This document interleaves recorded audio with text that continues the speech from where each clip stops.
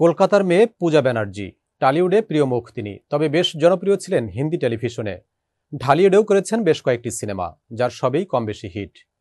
এখন আর ওইভাবে চিত্রজগতে না থাকলেও হরহামেশায় খবরের শিরোনাম হন এই অভিনেত্রী। সামাজিক যোগাযোগ মাধ্যমে খোলামেলা পোশাকে অভিনেত্রীকে প্রায় সময় ছবি শেয়ার করতে দেখা যায়। এতেই সমালোচনার মুখে পড়তে হয় তাকে, যদিও কারো কটূক্তিতে তার কোনো যায় আসে না। এমনকি অভিনেত্রীর দাবি, পূজাকে বিকিনিতে দেখে তার ছেলে বড় হচ্ছে। অন্য মেয়েরা এমন পোশাক পরলে তার ছেলে কুনজরে দেখবে না।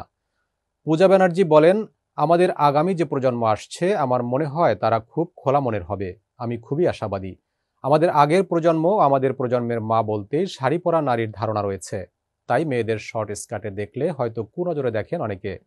আমি যেভাবে আমার ছেলেকে বড় করছি, তাতে ও নিজের মাকে দেখছে বিকিনিতে।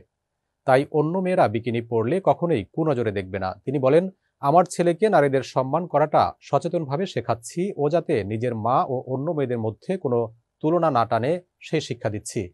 পূজা বলেন, শরীর ঢেকে রাখাই ভালো চরিত্রের লক্ষণ, এটা ভুল ধারণা।